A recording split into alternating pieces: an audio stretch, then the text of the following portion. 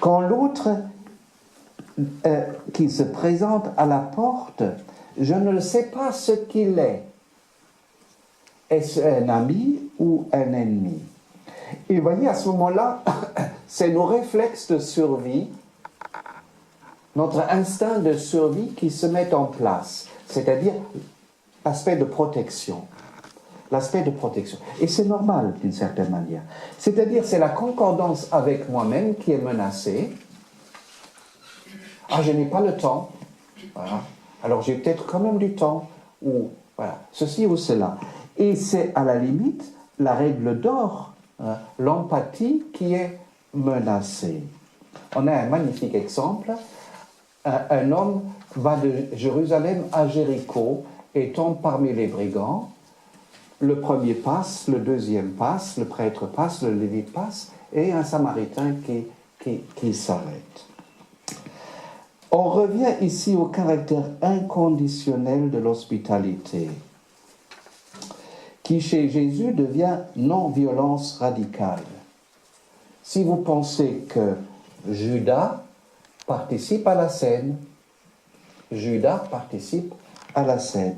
Et les évangélistes interprètent cela par le psaume 41, verset 10. « Celui qui met la bouchée de pain avec moi dans le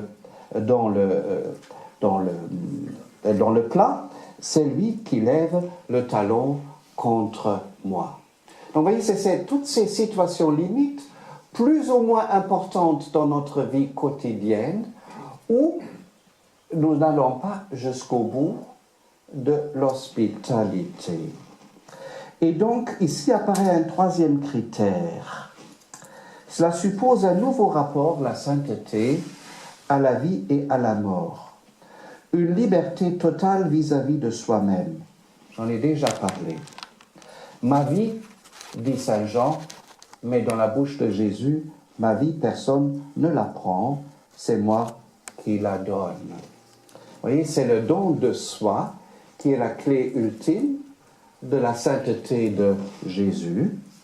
Ce que nous célébrons dans l'Eucharistie, nous célébrons « ceci est mon corps, ceci est mon sang », c'est-à-dire l'existence livrée, l'existence hospitalière par rapport à tous, inconditionnellement, jusqu'au bout.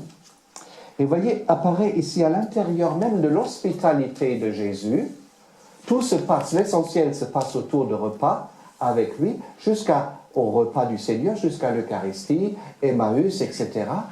Nous trouvons ici au cœur de cette hospitalité éthique, que tout le monde peut comprendre, nous trouvons ici ce que j'ai appelé le théologal. C'est le rapport de Jésus à Dieu. C'est le rapport de Jésus à Dieu, à celui qu'il appelle Abba. On ne réalise pas ce que veut dire ce mot. Ça veut dire en araméen papa. Voyez ça, c'est un mot d'intimité. C'est ce rapport, l'intimité de Jésus avec Dieu, qui lui donne cette liberté par rapport à lui-même et cette capacité de vivre l'hospitalité jusqu'au bout. Cette liberté ouvre un espace hospitalier en lui, une sorte de pauvreté radicale. Jésus, le pauvre par excellence, la pauvreté radicale en lui, une sorte de vide en lui, où quiconque peut trouver sa place. Jésus est tellement vidé de lui-même, c'est ça son hospitalité, que tous peuvent trouver place chez lui. C'est ça qui nous est raconté dans les récits évangéliques.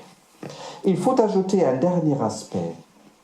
Ce qui vient d'être dit de la sainteté du Christ, Saint Jean utilise ce titre dans la bouche de Pierre. À qui irions-nous? Tu as les paroles de la vie éternelle, tu es le Saint de Dieu. Chapitre 6 de Saint Jean. Alors, ce qui vient d'être dit de la sainteté du Christ nous révèle ce que nous ne sommes pas. Ce que nous ne sommes pas. Donc il y a une différence radicale entre le Christ et nous. Bien sûr. D'où la confession du péché, qui est d'abord confession de ce que nous ne sommes pas. Vous voyez, on a parfois des confessions de péché un peu obsessionnelles. Il ne s'agit pas du tout de cela. Il s'agit de reconnaître la sainteté du Christ et de confesser la distance qui nous sépare de lui. C'est-à-dire l'absence de concordance avec nous-mêmes, le manque d'empathie en nous-mêmes, avec autrui et avec la création, le manque de liberté par rapport à nous-mêmes.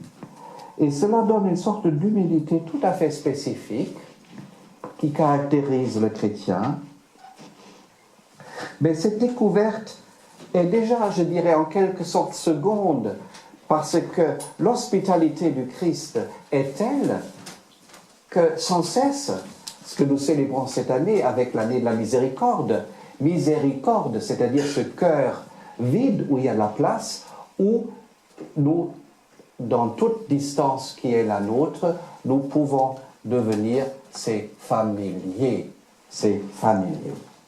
Voilà, si vous voulez, je dirais, c'était un peu mon point le plus important, ce qu'on appelle dans la tradition chrétienne sainteté, et j'espère que vous avez un peu compris maintenant le titre, une manière de vivre et de traverser notre humanité.